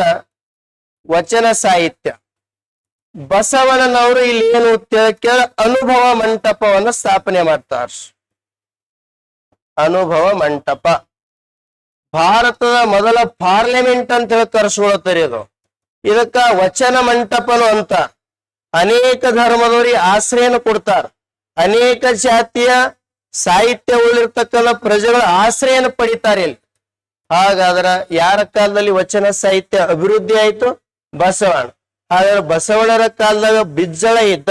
ಯಾವ ಮನೆತನದ ಅರಸ ಅಂತ ಹೇಳಕ್ಕಿದ್ರೆ ಕಲಚೋರಿ. ಬಸವಣ್ಣನವ್ರ ಇನ್ನೊಂದು ಪ್ರಮುಖವಾದ ಸಾಧನೆ ಏನು ಅಂತ ಹೇಳಕ್ಯಾರ? ಇವರ ಬಲಢ್ಯವಾದ ಗುರಿ ಉದ್ದೇಶನೇ ಅಷ್ಟೇ ಆಗಿತ್ತು, ಸಮಾಜದಲ್ಲಿ ಸಮಾನತೆ ತತ್ವವನ್ನು ಸಾರ್ತಾರೆ ಅವ್ರು. ಹಾಗಾದ್ರೆ ಇವ್ರ ಗುರಿ ಉದ್ದೇಶ ಏನಿತ್ರಿ? ಸಮಾಜದಲ್ಲಿ ಅನಿಷ್ಟ ಪದ್ಧತಿಗಳಿದ್ದು, ಒಂದು ಜಾತಿ ಪದ್ಧತಿ ಇರ್ತದ. ಜಾತಿ ಪದ್ಧತಿ ಅವಾಗಿನ ಕಾಲ 4 ಜನ ಹೋರಾಡಿದ್ರು ಹೋಗ್ಲಿಲ್ಲ ಇದು. ಈಗ ನಾವು ಹೊಸ ಮಂದಿ ಕುಂತು ಹೋರಾಡಿದ್ರು ಹೋಗಲ್ಲ ಇದು. ಜಾತಿ ಪದ್ಧತಿ ಸಮಾಜದಿಂದ ಮುಕ್ತಿಗೊಳ್ಳಲು ಸಾಧ್ಯನೇ ಇಲ್ಲ. ಬಸವಣ್ಣನವರೇ ಹೋದ್ರು, ಜಾತಿ ಪದ್ಧತಿ ಹೋಗಲ್ಲ. ನಾವು ಹೋಗ್ತೇವೆ, ಅದು ಹೋಗಲ್ಲ. ಇದು ಇಟ್ಟೇ ಇರದೇ ಇರೋದು ಜಾತಿ ಪದ್ಧತಿ. ಹಾಗಾದ್ರೆ ಜಾತಿ ಪದ್ಧತಿ ಹೋಗಲಾಡಿಸಿ ಸಮಾಜ ಏನ್ ತರಬೇಕಾಯಿತು? ಸಮಾನತೆ. ಸಮಾಜದಲ್ಲಿ ಸಮಾನತೆ ತರಬೇಕಾದ್ರೆ 2 ಪ್ರಯೋಗಗಳು ಮಾಡ್ತಾರೆ ಅವ್ರು. ಸಮಾಜದಲ್ಲಿ ಸಮಾನತೆ ಬರಬೇಕಾದ್ರೆ 2 ಪ್ರಯೋಗಗಳು ಮಾಡ್ತಾರ. ಅದರಲ್ಲಿ ಒಂದು ಅಂತರ್ಜಾತೀಯಕ್ಕೆ ಪ್ರೋತ್ಸಾಹ ನೀಡ್ತಾರೆ ಅವ್ರು. ಹಾಗಾದ್ರೆ ಬಸವಣ್ಣನವ್ರ ಬಗ್ಗೆ ಹೇಳ್ಬೇಕಾದ್ರ ಇವರು ಹುಟ್ಟಿದ್ದು ಬಿಜಾಪುರ ಜಿಲ್ಲೆ, ನಾವು ಈಗ ವಿಜಯಪುರ ಜಿಲ್ಲೆ ಬಸವನ ಭಾಗ್ಯವಾಡಿ ತಾಲೂಕಿನ ಇಂಗಳೇಶ್ವರ ಎಂಬ ಗ್ರಾಮದ ಹುಟ್ಟುತ್ತಾರ. ಇವರ ತಂದೆ ಮಾದರಸ, ತಾಯಿ ಮಾದಲಾಂಬಿಕೆ. ಹಾಗಾದ್ರೆ ಇವರ ಗುರುಗಳು ಯಾರು ಕೇಳ? ಜಾತವೇದ ಮುನಿಗಳು. ಇವರ ಧಾರ್ಮಿಕ ಗುರುಗಳು ಯಾರು ಕೇಳ? ಅಲ್ಲಮ್ಮ ಪ್ರಭುಗಳು. 8ನೇ ವಯಸ್ಸಿನಾಗೆ ಮನೆ ಬಿಟ್ಟು ಆಚೆ ಬಂದ್ರಿ ಅವ್ರು. 8ನೇ ವಯಸ್ಸಾಗ ತನ್ನ ಜನಿವಾರವನ್ನು ಕೆತ್ತೋದು ಹೊರ ಬರ್ತಾರ್ರಿ ಅವ್ರು. ಹಾಗಾದ್ರೆ 8ನೇ ವಯಸ್ಸಿನ ಹೊರ ಬಂದು ಕೂಡಲ ಸಂಗಮಕ್ಕೆ ಹೋಗಿ ಯಾರ ಅಂತ್ಯಕ್ಕ ವಿದ್ಯಾಭ್ಯಾಸ ಕೇಳ್ತಾರ? ಜಾತವೇದ ಮುನಿಗಳು. ಯಾವಾಗ ಜಾತವೇದ ಮುನಿಗಳ ಅಂತ್ಯಾಗ ಶಿಕ್ಷಣ ಪಡಿತಾರಲ್ಲ, ಪಡೆದ ನಂತರ ಕಲಚೂರಿ ಬಿಜ್ಜಳನ ಆಸ್ಥಾನಕ್ಕೆ ಬರ್ತಾರ. ಆಸ್ಥಾನಕ್ಕೆ ಬರೋರಷ್ಟ ಪ್ರಧಾನಮಂತ್ರಿ ಸಿದ್ದರಸ ಇರ್ತಾರ. ಸಿದ್ದರಸ ಇದ್ದ ಸಂದರ್ಭದಲ್ಲಿ ಇವರು ಕರ್ಣಿಕರಾಗಿರ್ತಾರ. ಆಮೇಲೆ ಸಿದ್ದರಸ ಮರಣದ ನಂತರ ಬಸವಣ್ಣವರು ಪ್ರಧಾನಮಂತ್ರಿ ಆಗ್ತಾರ. ಕಲ್ಯಾಣದಲ್ಲಿ ವಚನ ಸಾಹಿತ್ಯ ಅಭಿವೃದ್ಧಿ ಪಡಿಸ್ತಾರ. ಅನುಭವ ಮಂಟಪ ಸ್ಥಾಪನೆ ಮಾಡ್ತಾರ. ಹಾಗಾದ್ರೆ ಜಾತಿ ಪದ್ಧತಿ ಹೋಗಲಾಡಿಸಿ ಸಮಾಜದಲ್ಲಿ ಸಮಾನತೆ ತರ್ಲಕ್ಕ 2 ಪ್ರಯೋಗಗಳನ್ನು ಮಾಡ್ತಾರೆ ಅವ್ರು. ಆ 2 ಪ್ರಯೋಗಗಳು ಯಾವುವು ಅಂತ ಕೇಳ? ಒಂದು ಅಂತರ್ಜಾತಿ ವಿವಾಹ. ಸಮಾಜದಾಗ ಅಂತರ್ಜಾತಿ ವಿವಾಹ ಹೈಯೆಸ್ಟ್ ಆಯ್ತು ಅಂದ್ರೆ ಸಮಾಜದಾಗ ಜಾತಿ ಪದ್ಧತಿ ಆಟೋಮೆಟಿಕ್ ಅಳಚೋತದ. ಅದಕ್ಕೆ ನಾವು ಅಂತರ್ಜಾತಿ ಅನ್ನಬೇಕು. ಅಂತರ್ಜಾತಿ ಪದ್ಧತಿ ಆಗಿರ್ಬೋದು. ನೆಕ್ಸ್ಟ್ ಇನ್ನೊಂದು ಸಹಭೋಜನ. ಈ ಸಹಭೋಜನ ಪದ್ಧತಿ 2ಕ್ಕೆ ಬಹಳ ಪ್ರೋತ್ಸಾಹ ಕೊಡ್ತಾರ್ರಿ ಅವ್ರು. ಮತ್ತ ಕಲ್ಯಾಣದಲ್ಲಿ ಅಂತರ್ಜಾತಿ ಯುವ ಪ್ರಯೋಗನ ಮಾಡ್ತಾರೆ ಅವ್ರು. ಪ್ರಜೆಗಳಲ್ಲಿ ಇರ್ತಕ್ಕಂಥ ಅನೇಕ ಡಂಬಾಚಾರಗಳನ್ನು ಹೊರ ಎಳಿತಾರೆ ಅವ್ರು. ಹಾಗಾದ್ರೆ ಅಂತರ್ಜಾತಿ ಯುವ ಮತ್ತು ಸಹಭೋಜನ. ಹಾಗಾದ್ರೆ 2 ಜನ ವ್ಯಕ್ತಿಗಳು ಇರ್ತಾರೆ ಇಲ್ಲಿ. ಒಬ್ಬ ಯಾರು ಅಂತ ಹೇಳಿಕ್ಯಾರ? ಮಧುವಯ್ಯ ಅಂತೇಳಿ ಬ್ರಾಹ್ಮಣ ಕುಲದ ವ್ಯಕ್ತಿ ರೀ ಅವ. ಹಾಗಾದ್ರೆ ಬ್ರಾಹ್ಮಣ ಕುಲದ ವ್ಯಕ್ತಿನೇ ಯಾರು ಕೇಳ? ಮಧುವಯ್ಯ ಅಂತೇಳಿ. ಹಾಗಾದ್ರೆ ಹರಿಜನಾಂಗದ ವ್ಯಕ್ತಿ ಆಗಿರ್ತಕ್ಕಂಥ ಹರಳಯ್ಯ ಅಂತೇಳಿ ಇರ್ತಾರ. ಈ ಮಧುವಯ್ಯನ ಮಗಳು, ಹಾಗಾದ್ರೆ ಹರಳಯ್ಯನ ಮಗ, ಅವರಿಬ್ಬರನ್ನು ಕೂಡಿಸಿ ಶಿವಭಕ್ತರಾಗಿ ಮಾಡ್ತಾರೆ ಅವರು. ಅಂತರ್ಜಾತಿ ಯುವ ಪ್ರಯೋಗ ಮಾಡ್ತಾರೆ. ಯಾವಾಗ ಅಂತರ್ಜಾತಿ ಯುವ ಪ್ರಯೋಗ ಮಾಡಿದ್ರಲ್ಲ, ಇದು ಬಸವಣ್ಣನವರಿಗೆ ಮೂಲ ಆಯ್ತು. ಯಾವಾಗ ಅಂತರ್ಜಾತಿ ಯುವ ಪ್ರಯೋಗ ಮಾಡಿದ್ರಲ್ಲ, ಆ ಪ್ರಯೋಗ ಮಾಡದ ಕಾರಣಕ್ಕ ಕಲ್ಯಾಣದಲ್ಲಿ ಕ್ರಾಂತಿನೇ ಸ್ಟಾರ್ಟ್ ಆಗ್ತದ. ಅವಾಗ ಬಸವಣ್ಣವರಿಗೆ ಆರೋಪವನ್ನು ಮಾಡ್ತಾರ. ಬಸವಣ್ಣನವ್ರು ಹಿಂದೂ ಧರ್ಮವನ್ನು ಹಾಳು ಮಾಡಕತ್ತಾರ ಅಂತೇಳಿ ಆರೋಪ ಮಾಡ್ತಾರ. ಅವಾಗ ಬಿಜ್ಜಳ ದಂಗೆ ಎತ್ತಾನ. ದಂಗೆ ಎದ್ದ ಸಂದರ್ಭದಾಗ ಈ 2 ಜನ ಮಧುವಯ್ಯ ಮತ್ತು ಹರಳಯ್ಯನ ಕಣ್ಣುಗಳನ್ನು ಕೀಳಿಸ್ತಾನ. ಹಾಗಾದ್ರೆ ನವ ದಂಪತಿಗಳಿಗೆ ಗಲ್ಲು ಶಿಕ್ಷೆಯನ್ನ ಕೊಡ್ತಾನ. ಆದ ಕಾರಣಕ್ಕ ಬಸವಣ್ಣನವ್ರಿಗೆ ಬಹಳ ನೋವಾಯ್ತಿದು. ಯಾವಾಗ ಆ ಪ್ರಯೋಗ ಮಾಡಿದ್ರಲ್ಲ, ಆ ಪ್ರಯೋಗದಿಂದಾಗಿ ಬಹಳ ಮನಸ್ಸಿಗೆ ನೋವಾಯ್ತು. ನೋವಾದ ಕಾರಣಕ್ಕ ಮತ್ತೆ ಹೊಳ್ಳಿ ಅವತ್ತೇ ಇವ್ರ ಪದವಿಯನ್ನು ತ್ಯಜಿಸ್ಬಿಡ್ತಾರ. ಹಾಗಾದ್ರೆ ಪ್ರಧಾನಮಂತ್ರಿ ಎಂಬ ಹುದ್ದೆ ತ್ಯಜಿಸ್ತಾರ. ಇವರು ಸೀದಾ ಕೂಡಲ ಸಂಗಮಕ್ಕೆ ಹೋಗಿ ಲಿಂಗೈಕ್ಯನೇ ಆಗ್ಯಾರ. ಯಾವಾಗ ಅಂತರ್ಜಾತಿ ಪ್ರಯೋಗದಿಂದಾಗಿ ಬಹಳ ನೋವಾಯ್ತಲ್ಲ, ಅವತ್ತೇ ಇನ್ನು ಮುಂದೆ ಸಮಾಜದಾಗ ಯಾವುದೇ ಕಾರಣಕ್ಕ ಈ ಸಮಾನತೆ ಬರ್ಲಿ ಎಂದು ಭಾವಿಸಿ ಇವರು ಲಿಂಗೈಕ್ಯನೇ ಆಗ್ಬಿಟ್ರು. ಹಾಗಾದ್ರೆ ಮನುಷ್ಯನಿರ್ತಕ್ಕಂಥ ಡಂಬಾಚಾರಗಳು ಬಹಳ ಹೊರಗೆ ಹೇಳ್ದಾರ್ರಿ ಅವ್ರು. ಇದ್ದಂಗೆ ಹೇಳ್ತಿದ ವ್ಯಕ್ತಿ. ಹಾಗಾದ್ರೆ ಅನುಭವ ಮಂಟಪ, ಇದರ ಅಧ್ಯಕ್ಷರು ಅಲ್ಲಮ್ಮ ಪ್ರಭುಗಳಂತೇಳಿ, ಉಪಾಧ್ಯಕ್ಷರು ಅಕ್ಕ ಮಹಾದೇವಿ. ಅಲ್ಲಮ್ಮ ಪ್ರಭುಗಳ ಅಂಕಿತ ನಮ್ಮ ಗುಹೇಶ್ವರ, ಅಕ್ಕ ಮಹಾದೇವಿ ಚನ್ನ ಮಲ್ಲಿಕಾರ್ಜುನ. ಅಕ್ಕ ಎಂದರೆ ಮಲ್ಲಿಕಾರ್ಜುನನೇ ನೆನಪಾಗಬೇಕು. ಒಂದ್ಸಲ ಪೊಲೀಸ್ ಎಕ್ಸಾಮ್ ಕೇಳ್ಯಾರ, ಅಕ್ಕ ಎಂದರೆ ಯಾರು ನೆನಪಾಗಬೇಕು? ಫಸ್ಟ್ ಆಪ್ಷನ್ ಮಹಾದೇವಿ ಕೊಟ್ಟಿರ್ತಾರ, ಹುಡಿ ಅಕ್ಕ ಗುಂಡ್ ಮಹಾದೇವಿನೇ. ಅವನು ಕೊಡ್ತಾನ, ಮನಿ ಬರತ್ತಾನ, ಎರಡು ಅಂಕ, ಒಂದ್ ಹೋಗಿ ಎರಡು ಹತ್ತಾವ, ರೈಟ್ ರೀ. ಹಾಗಾದ್ರ ಅಲ್ಲಮ್ಮ ಪ್ರಭುಗಳು, ಅಕ್ಕ ಮಹಾದೇವಿ, ಅನುಭವ ಮಂಟಪದ ಅನೇಕ ಜಾತಿಯ ವ್ಯಕ್ತಿಗಳಿದ್ರು ಭೇದ ಭಾವ ಇರ್ಲಿಲ್ಲ ಅವ್ರ ಅಂತ್ಯಕ್ಕ. ಮತ್ತ ಬಸವಣ್ಣರ ಅಂತ್ಯಕ್ಕ ಏನು ಅಂತ ಹೇಳ್ಕ್ಯಾರ, ಇವ್ರ ಬಲ್ ಡಂಬಾಚಾರಗಳು ನಡೀತಿರ್ಲಿಲ್ರಿ. ಮನುಷ್ಯರ ಬಲ್ ಬಹಳ ಡಂಬಾಚಾರ ಅಂತ ಹೇಳ್ತಾರ ಅವ್ರು. ಕಲ್ಲು ನಾಗರ ಕಂಡರೆ ಹಾಲು ಎರೆಯುವರಯ್ಯ, ಜಟದ ನಾಗರ ಕಂಡರೆ ಕೊಲ್ಲು ಇದು ಮನುಷ್ಯ ಇರ್ತಕ್ಕಂಥ ಡಂಬಾಚಾರ. ನಾಗರ ಪಂಚಮಿ ಬಂದಾಗ ಇಟ್ಟೆ ನಾಗಪ್ಪ ಹಾಲು ಎರೆಯೋದೇನು, ಹೋಳಿಗೆ ಮಾಡೋದೇನು, ಒಳ ಹಾಕೋಬೇಕು ತಗೊಂಡು ಮತ್ತ ಒಂದು ವಿಷ ಜಂತು ಅಂತೇಳಿ ಭಾವಿಸ್ತಾರಂತ ಇವ್ರು ಹೇಳ್ಯಾರ, ನಾ ಹೇಳಿಲ್ಲ. ಇದೆಲ್ಲ ಹೇಳಿದವ್ರು ಯಾರು ಕೇಳ ಬಸವಣ್ಣ. ಹಾಗಾದ್ರೆ ಬಹಳ ಅದ್ಭುತವಾಗಿ ಇನ್ನೊಂದು ವಚನ ಹೇಳ್ಯಾರಿ ಅವ್ರು. ಹಾಗಾದ್ರೆ ಸಾರ್ವಕಾಲಿಕ ಸತ್ಯ ಅದ, 100ಕ್ಕೆ 100 ಸತ್ಯ ಅದ. ಲೋಕದ ಡೊಂಕು ನೀವೇಕೆ ತಿದ್ದುವಿರಿ, ನಿಮ್ಮ ಮನವ ಸಂತೈಸಿಕೊಳ್ಳಿ, ನಿಮ್ಮ ತನವ ಸಂತೈಸಿಕೊಳ್ಳಿ, ನೆರಮನೆಯರ ದುಃಖ ಕೇಳುವರು ಮೆಚ್ಚ ಕೂಡಲ ಸಂಗಮ ದೇವ. ನಾವೆಲ್ಲ ಮಂದಿದೇ ಚಿಂತೆ ಮಾಡ್ತೇವೆ, ಶಾನ್ಸ್ತಾನ ಅವ ಹಂಗ ಇವ ಹಿಂಗ, ನಿಂದು ನೋಡ್ಕೊಂಬದಲ್ಲ ಅಂತೇಳಿ ಅವ್ರು ಹೇಳ್ಯಾರ. ಬಸವಣ್ಣನವ್ರು ಬಹಳ ಅದ್ಭುತವಾಗಿರ್ತಕ್ಕಂಥ ವಚನಗಳು ಹೇಳ್ಯಾರ. ಹಾಗಾದ್ರೆ ಬಸವಣ್ಣನವ್ರು ಇನ್ನೊಂದು ಮಾತು ಹೇಳ್ತಾರ, ಸಮಾಜದಲ್ಲ ಒಬ್ಬ ಒಳ್ಳೆ ವ್ಯಕ್ತಿಯಾಗಿ ಬದುಕ್ಬೇಕಾದ್ರ ನಮ್ಮ ಮಾತುಗಾರಿಕೆ ಬಹಳ ಚಲೋ ಇರ್ಬೇಕಂತ ಹೇಳ್ತಾರ ಅವ್ರು. ಹಾಗಾದ್ರ ನುಡಿದರೆ ಮುತ್ತಿನ ಹಾರದಂತಿರಬೇಕು, ನುಡಿದರೆ ಸ್ಫಟಿಕದ ಸಲಾಕೆ ಅಂತಿರಬೇಕು, ನುಡಿದರೆ ಮಾಣಿಕ್ಯದ ದೀಪ್ತಿ ಅಂತಿರಬೇಕು, ನುಡಿದರೆ ಲಿಂಗ ಮೆಚ್ಚಿ ಹೌದೌದು ಎನ್ಬೇಕತ್, ಲಿಂಗನೇ ಹೌದೌದು ಶಬಾಷ್ ಹೇಳ್ಬೇಕತ್. ಮಣ್ಣಾಗ ಹೇಳ್ತ ನಾವು ಮಾತಾಡಿದ್ರೆ ಲತ್ತಿ ತಿಂತೇವ್ ನಾವು ಅಂತ ಮಾತಾಡ್ತೇವ್ ನಾವು. ಹಾಗಾದ್ರೆ ಇಷ್ಟೆಲ್ಲಾ ಹೇಳಿದವ್ರು ಯಾರು ಕೇಳ ಬಸವಣ್ಣನವ್ರು. ಬಹಳ ನೋವಾಯ್ತ್ರಿ ಪಾಪ. ಕೊನೆಯದಾಗ ನೋವಾದ ಕೂಡಲೇ ಲಿಂಗೈಕ್ಯನೇ ಆತಾರಿ ಅವ್ರು, ಎಂದೂ ಬದುಕ್ಲಕ್ ಇಷ್ಟ ಪಡ್ಲಿಲ್ಲ ಅವ್ರು. ಕೊನೆಯದಾಗ ಮರಣ ಹೊಂತಾರ. ಇವರ ಸಮಾಧಿ ಸ್ಥಾನ ಕೂಡಲ ಸಂಗಮದಾಗ ಯಾದವ. ಒಂದು ಕೃಷ್ಣ ಮತ್ತು ಮಲಪ್ರಭ ನದಿಗಳು ಕೂಡ್ತಾವ, ಆದ ಕಾರಣಕ್ಕ ಅದು ಕೂಡಲ ಸಂಗಮ ಅಂತ ಕರೀತಾರ. ಹಾಗಾದ್ರೆ ಇವ್ರಿಗೆ ಕರ್ನಾಟಕದ ಮಾರ್ಟಿನ್ ಲೂಥರ್ ಅಂತ ಹೇಳಿ ಕರೀತಾರ. ಕರ್ನಾಟಕದ ಮಾರ್ಟಿನ್ ಲೂಥರ್ ಎಂದು ಕರೆದವರು ಯಾರಂತ ಹೇಳಕ್ ಸರ್ ಅರ್ಥರ್ ಮೈಲಾರ್. ಏನಂತ ಹೇಳಕ್ ಕರೆದ್ರಿ? ಕರ್ನಾಟಕದ ಮಾರ್ಟಿನ್ ಲೂಥರ್. ಮತ್ತ ಇವ್ರಿಗೆ ಅಧಿಕಾರವನ್ನು ಬಿಜ್ಜಳನ ಆಡಳಿತ ಎಣ್ಣ ಮಾಡಿದವ್ರು ಯಾರು? 4ನೇ ಸೋಮೇಶ್ವರ ಅಂತ ಹೇಳಿ. 4ನೇ ಸೋಮೇಶ್ವರ ಈ ಸಾಮ್ರಾಜ್ಯದ ಎಂತ ದೊರೆ ಖ್ಯಾತ. 4ನೇ ಸೋಮೇಶ್ವರ ಇವ ಸಾಮ್ರಾಜ್ಯದ ಕೊನೆಯ ದೊರೆ ಇವ. ಹಾಗಾದ್ರೆ ಕಲ್ಯಾಣಿ ಚಾಲುಕ್ಯರ ಎಂತ ದೊರೆ ಕೇಳಿದ್ರ ಕೊನೆಯ. ಯಾರ ಆಡಳಿತ ಎಣ್ಣ ಮಾಡದ ಇವ ಅಂತ ಹೇಳಿ ಕೇಳಿದ್ರ ಕಲಚೂರಿ ಬಿಜ್ಜಳನ ಆಡಳಿತವನ್ನು ಕೊನೆಗೊಳಿಸೋರ ಮೂಲಕ ಅಧಿಕಾರ ಬರ್ತಾನ 4ನೇ ಸೋಮೇಶ್ವರ. 4ನೇ ಸೋಮೇಶ್ವರ ಕಾಲದಲ್ಲಿ ಸಾಮ್ರಾಜ್ಯ ಎಂಡ್ ಆಯ್ತು. ಇವ್ರದಾದ ಕೂಡಲೇ ಇವರು ಅನೇಕ ಏನು ಅಂತ ಹೇಳಿಕ್ಯಾರ ಸಾಹಿತ್ಯಕ್ಕೆ ಪ್ರೋತ್ಸಾಹ ನೀಡ್ತಾರ. ಅನೇಕ ಜನ ಆಸ್ಥಾನದಲ್ಲಿ ಆಶ್ರಯನ ಪಡೆದಿರ್ತಾರ. ಜೈನ ಸಾಹಿತ್ಯಗಳು ಇರ್ತಾರ, ಕನ್ನಡ ಸಾಹಿತ್ಯಗಳು ಇರ್ತಾರ. ಅನೇಕ ಜೈನ ಸಾಹಿತ್ಯಗಳ ಕೇಳ ಅವರೇ ರನ್ನ. ಹಾಗೆ ರನ್ನನಿ ಆಶ್ರಯದಾತನೇ ಯಾರು ಕೇಳ ಸತ್ಯಾಶ್ರಯ ಅಂತೇಳಿ. ಸತ್ಯಾಶ್ರಯ ಇರುವೆ ಬೆಡಂಗ ಅಂತೇಳಿ ಅವರ ಕೃತಿ ಅದರಿ ಅದು. ಹಾಗಾದ್ರೆ ಇವ್ರ ಕಾಲದಾಗ ಪ್ರಸಿದ್ಧವಾಗಿ ಏನು ಅಂತ ಹೇಳಿ ಕೇಳ ಕಲೆ ಮತ್ತು ವಾಸ್ತುಶಿಲ್ಪಕ್ಕ ತಮ್ಮದೇ ಇರ್ತಕ್ಕಂಥ ಕೊಡುಗೆಯನ್ನು ಕೊಟ್ಟಾರ. ಕಲ್ಯಾಣಿ ಚಾಲುಕ್ಯರ ಕಲೆ ಮತ್ತು ವಾಸ್ತುಶಿಲ್ಪ ಹಾಗಾದ್ರೆ ಇದಕ್ಕೂ ಪ್ರೋತ್ಸಾಹ ನೀಡ್ಯಾರೇನ್ರಿ? ನೀಡ್ಯಾರ. ಹಾಗಾದ್ರೆ ಅನೇಕ ದೇವಾಲಯಗಳನ್ನ ರಚನೆ ಆಗ್ತಾವ. ಇವರ ಕಾಲದ ಪ್ರಮುಖ ದೇವಾಲಯಗಳ ಒಂದಿಷ್ಟು ನೆನ್ಪಿಡಬೇಕು. ಇಲ್ಲಿ ಪ್ರಮುಖ ದೇವಾಲಯಗಳೇ ಯಾವುವು ಅಂತ ಹೇಳಕ್ಕೆ ಕುಕ್ಕನೂರದಾಗ ಕಲ್ಲೇಶ್ವರ ದೇವಾಲಯ ಕಾಣ ಬರ್ತದ.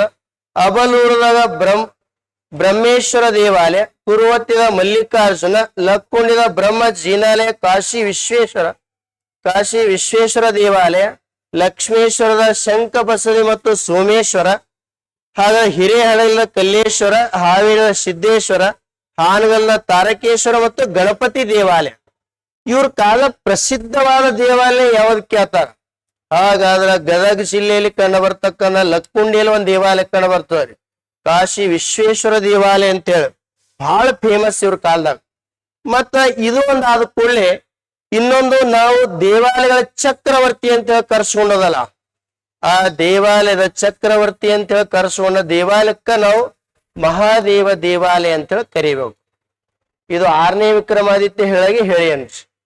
6ನೇ ವಿಕ್ರಮಾದಿತ್ಯ ಇವನ ದಂಡನಾಯಕ ಯಾರು ಕೇಳ ಮಹಾದೇವ. ಮಹಾದೇವ ಯಾವ ಬಿರುದು ಕೊಟ್ಟ? ಚಕ್ರವರ್ತಿ. ಆದ ಕಾರಣಕ್ಕ ಇಟ್ಟಿಗೆಯಲ್ಲಿ ಒಂದು ದೇವಾಲಯ ಕಟ್ಟಿಸಲು ಆ ದೇವಾಲಯಕ್ಕೆ ಮಹಾದೇವ ದೇವಾಲಯ ಅಂತಾರ. ಈ ದೇವಾಲಯಕ್ಕ ದೇವಾಲಯಗಳ ಚಕ್ರವರ್ತಿ ಅಂತ ಕರೀತಾರೆ. ತನ್ನ ಹೆಸರೇ ಆ ದೇವಾಲಯಕ್ಕೆ ಇಟ್ಟು ದೇವಾಲಯಗಳ ಚಕ್ರವರ್ತಿ ಎಂದೇ ಪ್ರಸಿದ್ಧವಾದ ದೇವಾಲಯ ಇಟಗಿಯ ಮಹಾದೇವ 1112ರಲ್ಲಿ ಕಟ್ಟಿಸ್ತಾನ್ರಿ ಈತ. ಯಾರ ದಂಡನಾಯಕನಾಗಿದ್ದ? 6ನೇ ವಿಕ್ರಮಾದಿತ್ಯ. ಮತ್ತ ಇವ್ರ ಕಾಲದಾಗ ಸಾಹಿತ್ಯ ಅಭಿಮಾನಿಗಳು ಆಗಿದ್ರಿ. ಅವ್ರು ಅನೇಕ ಸಾಹಿತ್ಯ ಅಭಿವೃದ್ಧಿ ಆಗ್ತದ. ಹಾಗಾದ್ರೆ ಇವ್ರ ಕಾಲದಾಗ ಸಾಹಿತ್ಯ ನೋಡಿದಾಗ 3ನೇ ಸೋಮೇಶ್ವರನ ಅಭಿಲಾಷ ತೀರ್ಥ ಚಿಂತಾಮಣಿ ಅಂತೇಳಿ, ಅದಕ್ಕೆ ಇನ್ನೊಂದ್ ಹೆಸರ ಮಾನಸೋಲ್ಲಾಸ. ಇದಕ್ಕ ಸಂಸ್ಕೃತ ಭಾಷೆ ವಿಶ್ವಕೋಶ ಅಂತ ಹೇಳಿ ಕರೀತಾರ ನೋಡ್ರಿ. ಇದು ಬಹಳ ಚಲೋ ನೆನ್ಪಿಡಬೇಕು. ಹಾಗಾದ್ರೆ 3ನೇ ಸೋಮೇಶ್ವರ ಯಾರು ಕೇಳ್ರ? 6ನೇ ವಿಕ್ರಮಾದಿತ್ಯನ ಮಗರಿವ. ತಂದೆ ಕುರಿತು ಏನು ಬರದ ಕೇಳ್ರ? ಮಾನಸೋಲ್ಲಾಸ. ಇದಕ್ಕ ಸಂಸ್ಕೃತ ವಿಶ್ವಕೋಶ ಅಂತೇಳಿ ಕರೀತಾರ. ಮತ್ತ ಶ್ರೀಧರಾಚಾರ್ಯನ ಜಾತಕ ತಿಲಕದ ಕನ್ನಡದ ಮೊದಲ ಜ್ಯೋತಿಷ್ಯ ಗ್ರಂಥ ಇದು. ಕನ್ನಡದ ಮೊದಲ ಜ್ಯೋತಿಷ್ಯ ಗ್ರಂಥ ಯಾವಾಗ ಕೇಳಿದ್ರ? ಶ್ರೀಧರಾಚಾರ್ಯನ ಜಾತಕ ತಿಲಕ. ಇದಾದ ಕೂಡಲೇ ನೆಕ್ಸ್ಟ್ ಕಾಶ್ಮೀರದ ಕವಿ ಒಬ್ಬ ಇರ್ತಾನ. ಹಾಗಾದ್ರೆ ಅವನೇ ಯಾರು ಕೇಳ? ಬಿಲ್ಲಣ ಅಂತ ಹೇಳಿ. ಬಿಲ್ಲಣ ಬರದ ಕೃತಿನೇ ಯಾವ್ದು ಕೇಳ್ತಾರ? ವಿಕ್ರಮಾಂಕ ದೇವಚರಿತೆ. ವಿಕ್ರಮಾಂಕ ದೇವಚರಿತೆ ಎಂಬ ಕೃತಿಯನ್ನು ಬರೀತಾನ. ಹಾಗಾದ್ರೆ ಇವ್ರ ಆಸ್ಥಾನ ಜೈನ ಸಾಹಿತ್ಯ ಇದ್ದ. ಅವನೇ ಯಾರು ಕೇಳ? ರನ್ನ. ರನ್ನನ ಗದಾ ಯುದ್ಧ ಅಂತ ಹೇಳಿ. ರನ್ನನ ಗದಾ ಯುದ್ಧ. ಇನ್ನೊಂದು ರನ್ನ ಕಂದ ಅಂತ ಹೇಳಿ. ಗದಾ ಯುದ್ಧಕ್ಕೆ ಸಾಹಸ ಭೀಮ ವಿಜಯ್ ಅಂತೇಳಿ ಕರೀತಾರ. ನೆಕ್ಸ್ಟ್ ಅದಾದ ಕೂಡಲೇ ಇನ್ನೊಂದು ಏನು ಅಂತ ಹೇಳಿ ಕೇಳ? ಕನ್ನಡದ ಮೊದಲ ಶಬ್ದಕೋಶನೆ ಯಾವುದು ಅಂತ ಹೇಳಿ ಕೇಳ್ತಾರ. 2ನೇ ನಾಗವರ್ಮ ಕಾವ್ಯಾವಲೋಕನ ಅಂತೇಳಿ ಬರೀತಾನ. ಕಾವ್ಯ ಕುರಿತು ಕೃತಿ ಅದ ರೈಟ್ರಿ. ಭಾಷಾಭೂಷಣ ವ್ಯಾಕರಣ ಕೃತಿ ಅದ. ಅಭಿಧಾನ ವಸ್ತುಕೋಶ ಕನ್ನಡದ ಮೊದಲ ಶಬ್ದಕೋಶ ಅದ ಇದು. ಹಾಗಾದ್ರೆ ಯಾರ್ದು ಅಂತ ಹೇಳಿ ಕೇಳ? 2ನೇ ಜಗದೇಕ ಮಲ್ಲ ಅಂತ ಹೇಳಿ. ಜಗದೇಕ ಮಲ್ಲ ಒಂದಾನೆ ವಿಷ. 2ನೇ ನಾಗವರ್ಮ ಅಂದಾರ. ಜಗದೇಕ ಮಲ್ಲ 2ನೇ ನಾಗವರ್ಮ ಕಾವ್ಯಾವಲೋಕನದ ಯಾರಿಗೆ ಸಂಬಂಧಪಟ್ಟಿದ್ದು ಅಂತ ಹೇಳಕ್ಕೆ 2ನೇ ನಾಗವರ್ಮ. ಇನ್ನೊಂದು ಬರೀತಾನ ಅಭಿಧಾನ ವಸ್ತುಕೋಶ ಅಂತೇಳಿ. ಇದು ಕನ್ನಡದ ಮೊದಲ ಶಬ್ದಕೋಶ ಆಗ್ಯಾವ. ಇದು ಬರೆದವ್ರು ಯಾರು? 2ನೇ ನಾಗವರ್ಮಂದೇ ಅದ ಇವೆರಡು. ಹಾಗಾದ್ರೆ ಇತ್ತೀಚೆಗೆ ಸಾಹಿತ್ಯ ಬಹಳ ಕೇಳಕತ್ತಾನ. ಯಾರ್ಯಾರು ಯಾವ್ಯಾವ ಕೃತಿಗಳನ್ನು ಬರೆದವ್ರು ಅದು ಬಹಳ ಇಂಪಾರ್ಟೆಂಟ್ ಅದ. ದುರ್ಗಸಿಂಹನ ಪಂಚತಂತ್ರ. ಹಾಗಾದ್ರೆ ಚಂದ್ರರಾಜನ ಮದನ ತಿಲಕ ಅಂತ ಶಾಂತಿವರ್ಮನ ಸುಕುಮಾರ ಚರಿತೆ ಅಂತ ಹೇಳದ. ಸುಕುಮಾರ ಚರಿತೆ. ಕೀರ್ತಿವರ್ಮನ ಗೋವೈದ್ಯ. ನಯಸೇನ ಧರ್ಮಾಮೃತ. ಇವರ ಕಾಲದ ವಿಜ್ಞಾನ ಅಥವಾ ಕಾನೂನ ಪಂಡಿತನೇ ಯಾರು ಕೇಳ? ವಿಜ್ಞಾನೇಶ್ವರ ಮಿತಾಕ್ಷರ ಸಂಹಿತೆ ಅಂತೇಳಿ. ಇದು ಯಾರ ಸಾಹಿತ್ಯಕ್ಕೆ ಸಂಬಂಧಪಟ್ಟಿದ್ದು ಅಂತ ಹೇಳಿ ಕೇಳ? ಕಲ್ಯಾಣಿ ಚಾಲುಕ್ಯರ ಸಾಹಿತ್ಯಕ್ಕೆ ಸಂಬಂಧಪಟ್ಟ ವಿಷಯ ಅದ ಇದು. ಅದು ಆದ ಕೂಡಲೇ